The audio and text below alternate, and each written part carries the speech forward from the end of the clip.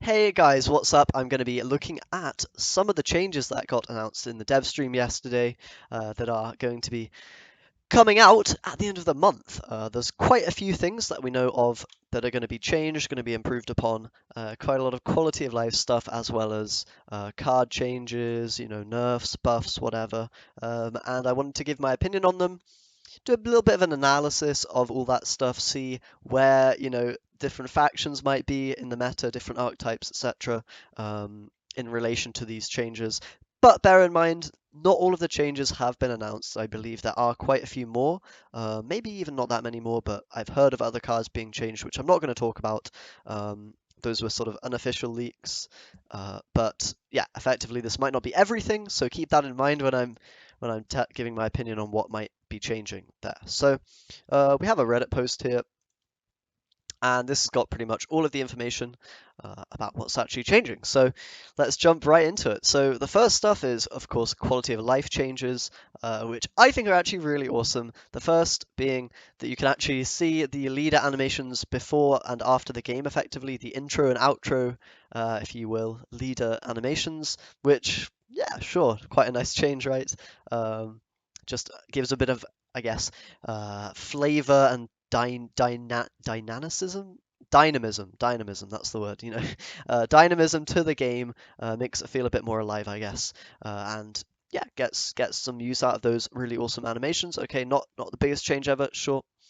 The game should also be faster, so we're drawing cards at the same time now, both players, so not one player after another. That's a really, really nice, simple change, just to speed the game pace up a bit. I think they will need to do a little bit more in regards to speeding up the game, maybe being able to queue order effects up, something like that. Maybe have the card draw actually be faster, like you draw cards faster. I know in Artifact they did a patch where that was the case. The actual card draw itself came into your hand faster, and that just helps to make the game feel a bit more quick. And I also know they said they were going to experiment with an auto pass feature, which could be very cool. Won't be coming out anytime soon, but that's quite a nice potential change. So all of this quality of life stuff will hopefully really help to make the game feel a lot more fast-paced. Right now it can be a bit clunky, a bit snail-like at times, but hopefully that will improve with the patch and with future patches as well. In terms of card changes, we've actually heard of quite a few, which will have a pretty profound impact on the game. There are a lot of cards that right now are very, very popular that are being changed in some way, whether they're nerfed or buffed in a few cases. So firstly, Regis Higher Vampire got nerfed. It now has an order effect rather than an immediate deploy effect to drain all the boosts from a unit. And that just means you can remove it a lot easier, you can deal with it a lot more easier. It does have 4 power now instead of 1, so that kind of protects it, helps it survive or whatever, but in reality, I don't know that this card is ever going to be viable now. It might be played, but at the high ranks in Pro Ladder, where it was seen most previously, especially good against Unicorn, and we'll see that Unicorn is also getting a bit of a nerf. I don't think Regis will be played that much anymore in the same way that it used to be. That being said, I mean, it's still quite good against monsters who typically don't have a lot of big removal, options, lots of removal for that, and they are typically quite vulnerable to the Regis. So in theory, it might still have value against the matchup that it's best against, but I think that's a pretty huge nerf. I don't think Regis will be that playable after that. I wonder if I can zoom in. It's quite small, this text. Nah, you're probably okay. So the next is Wyvern Shield and the Mastercrafted Spear will refresh their abilities when you play a unit. So instead of having a cooldown of 1 and being able to use it every turn, you now have to wait until you've played a unit. And this just means you can't kind of throw out a ton of artifacts, play an artifact only deck, which I know some people were playing, especially on Pro Ladder, and potentially not the most enjoyable experience for others. And, this has always been a problem with artifacts in that if you just don't play units, the power of artifact goes up and the frustration level as well also increases, right? So that's a nice little change. I'm a little bit sad that there's still this sort of binary stuff going on with artifacts and artifact removal. It's either you have an answer or you don't. That still kind of frustrates me a little bit. I wish there was some other way to, not destroy them completely, but make it so it's not completely dependent on one player drawing something or not. That's still, or putting it in their deck or not. That's kind of a little bit frustrating to me, but fair enough. That's a nice change. Does definitely improve the problem of artifacts, and not so hard of a nerf that you won't see them played, I don't imagine. Perhaps decks like Harold, Crack, whatever, will still be running spears, for example, because they are running units as well, and that won't mean too much of a nerf to those cards in those decks. So quite a nice change. I don't think it will change that much. I know of some players who are playing, I won't name any names, but I know of a few players who were running full artifact decks, and yeah, they would probably won't be able to do that now. So yeah, pretty good change in my opinion. So what's up next? We have Shiru now kills himself in addition to all the units of same strength. You know, when you click his ability. Pretty good nerf actually, in my opinion. I think it doesn't completely gut the card, but it does significantly, make him weaker. It means going for the lower, unit kills is actually better than the high unit kills, of course, because any buffs you throw onto Shiru are effectively gone. You don't get that strength. So obviously killing sixes, sevens, whatever is now worse than killing twos and fours. So that's quite a neat little thing you have to think about. But more than that, it's just going to mean he gets less points on average, but he's still able to generate a lot of value in long rounds, that he's kind of still performing his role as a big finisher in many situations if you line all the opponent's stuff up. Basically acts as a spell now, right? You don't have a body with him. He's just a nuke all of this strength unit, and maybe it costs a leader charge from Brewer or whatever in addition to the card. So I think that's pretty fair. I think he was really strong before. Maybe too strong, probably too strong. The one problem is he was the main sort of finisher for Scoia'tael. We'll see if that is alleviated a little bit because there are some changes to traps which are a potential, archetype and win condition for Scoia'tael, so maybe that will help to alleviate that nerf, but I do think pretty big nerf. I think Shiru will still be played. I want to say he'll still be played. It's a pretty big nerf, but he was so good to begin with, and there's not really much to replace him that I think, yeah, Scoia'tael might take a hit in terms of strength, but I think Shiru will still be filling the role that he does in decks. I might be wrong about that, especially since there might be more card changes that influence whether that's true or not, but that's my opinion anyway. So the next change is traps will be cheaper. I think Mahakam Horn is going down in provisions. I think the Crushing Trap now only takes 2 turns to flip over and activate its damage to a row instead of 3. I do believe I'm correct on remembering that. And I think there might have been something else, or was that it? That might have been it. Either way, a little bit of buff to the trap archetype, which not sure was a very good one. You definitely could play sort of Pitfall Trap and replay it with a Yorveth for quite a powerful finisher, but once the opponent catches on to that, it becomes quite weak because they can bleed it pretty easily from you. They can save their bad cards for last, etc. So hard to say whether this will be good, but I don't think it will be. Not that hard to say, right? I don't think traps were good enough to begin with. A slight increase in power level will help that much. But Mahakam Horn might be playable now. I mean, it is still vulnerable to artifact removal, but 8 for 8, I think is what it now is not too bad. And the Crushing Trap was already quite strong, effectively a stronger Lacerate in certain situations. So those cards might definitely see play. I just don't think the full Trap archetype will be that much stronger, should we say, than it is right now. Okay, next up, Unicorn and Chironex now trigger their effect when the other is on the board instead of in hand. And I really like this change. This is a very clever change. So many of the changes here that we're going to talk about, I think, have been really nicely implemented. They're very clever workarounds. In the past, it would have been, units were just changing strength. This unit's too strong, we nerf it down by a couple of points. This unit's too good, we buff it by a couple of points. It seems like CDPR are really taking a very unique direction. With the Shiru killing himself example, right? They could have easily just I don't know, reduced his strength or increased his provisions, but they're actually taking like a creative solution to the problem and hopefully not, gutting the card completely, but allowing it to still see some play. And that's the same kind of thing here with Unicorn and Chironex, I think. They're both still 8 for 9, which isn't too bad, and if one is on the board, you can get that 12 value. Now, Are they going to be playable in every deck? Probably not. Probably not worth it, right?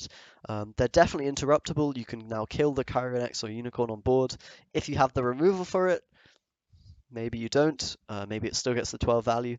But this definitely brings down the power level without completely nerfing it, gone from the game. I would be surprised if these see play now, but then again, I mean, how much removal do you really have in round 3? You know what I mean?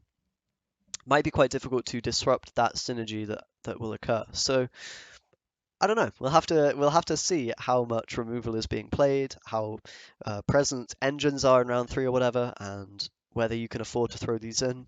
They might still see play, but I really like the changes. The spirit of not wanting to destroy the card's identity and what it's doing and the synergy, and also not wanting to make it too weak, but also, yeah, of course, making sure it's not super prevalent in the way that it is right now. So that's quite a nice change in my opinion. So next we have the Skellige leader, of course, Arnjolf. Apparently I was pronouncing it wrong. It's Arnjolf, not Arnjolf.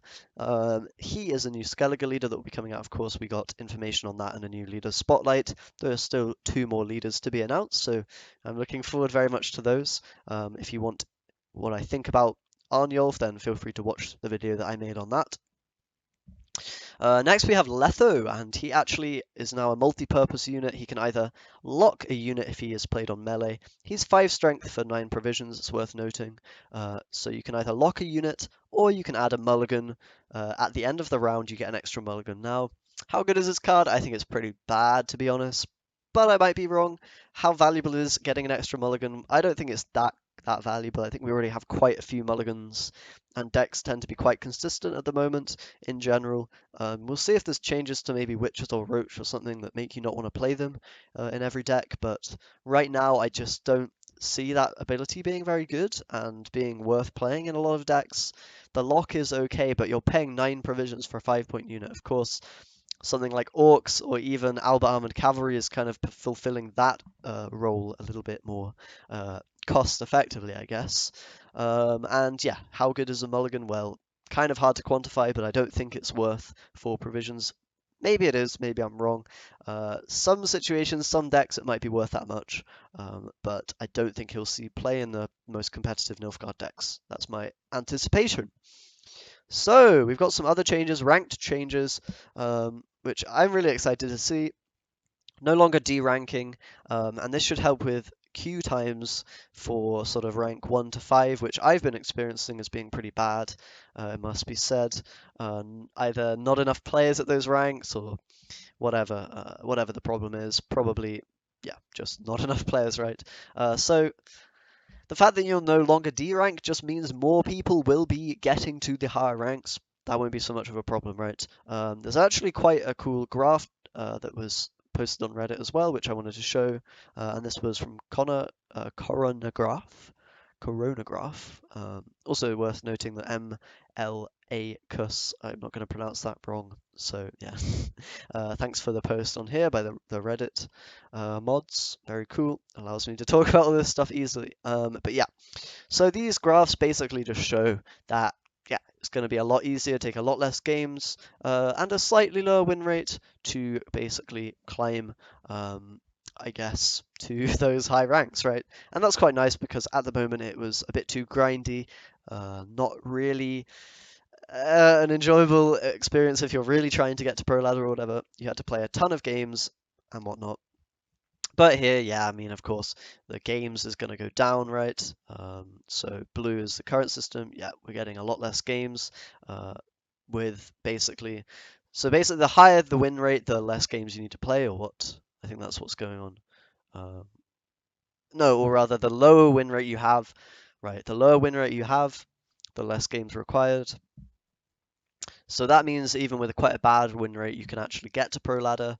Like if you're only just on 50%, you can still get there. It will just take longer than someone who, actually has a high win rate. For example, 90% is going to get there in less than 50 games potentially. So that's going to be pretty nice, I think. It might mean that too many people are getting onto Pro Ladder again, which is a problem that CDPR have tried to deal with time and time again, and they've probably finally achieved in this current system, but At this point, there might be too few people on Pro Ladder. Of course, they can clean out Pro Ladder every season still, maybe kicking the top, whoever isn't in the top 500 or whatever. So I'm just happy to see this change. I think this will be pretty nice, yeah, for everyone, including myself. I'm still not on Pro Ladder. Maybe I will get there at some point. Who knows? Maybe I won't bother. We'll see. Either way, okay, that's a cool change. I know some people will be upset though. I think that takes away from the I guess, yeah, difficulty of climbing. But in reality, you can still lose your portrait pieces. You just can't D rank. That'll also help with ladder anxiety and stuff like that for people who have that. So I don't think it's a bad change. I think Pro Ladder is still where the real competition will be going on, and if you're not good enough to get high scores on there, it doesn't matter if you get onto Pro Ladder. I don't think it's too big of an issue. Maybe, I guess, you get worse opponents for the pro players, but whatever. You can always clean it up after the end of a season. I should also mention that King Bran has actually changed in provisions to 16 from 12, is he right now? Which is quite a big increase, but I don't see Bran being particularly competitive, especially with even Arniov coming in with the new patch. I think the problem with Bran is he doesn't really get you that many points across a game. He can be maybe worth 7 or 8 points max. With things like Skulls, his, of course, ability, and something like Burner Bran as well, giving him a few points of damage, but the thinning doesn't really do anything if you're playing discard already with Bran, Burner, Duran, and all that. So really, you don't get anything from his thinning ability. There's already too much thinning in Skellige, effectively. I think his ability would be quite strong in another faction, but in Skellige, it doesn't really achieve much. So even with 16 provisions, I just don't see the low amount of points that he gives as a leader and the utility not being worth anything. I don't see that really being too playable, to be quite honest, but could be wrong about that. Anyway, I just wanted to throw that thought in as well. So that's pretty much a lot of the stuff that we're getting in the next patch. Of course, all the 5 new leaders are also going to be coming out, so that's pretty exciting. Sorry for the Skype message.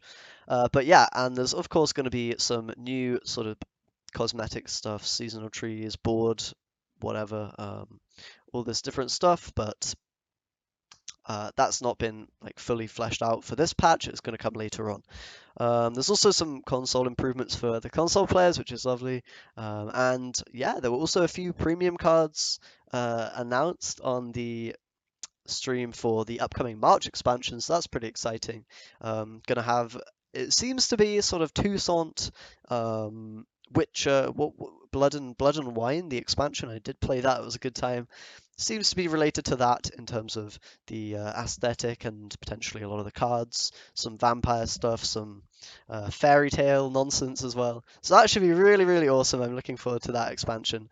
Little bit of time until that, a month or two. But really, really cool stuff. If you want to see those premium cards, I won't show them here.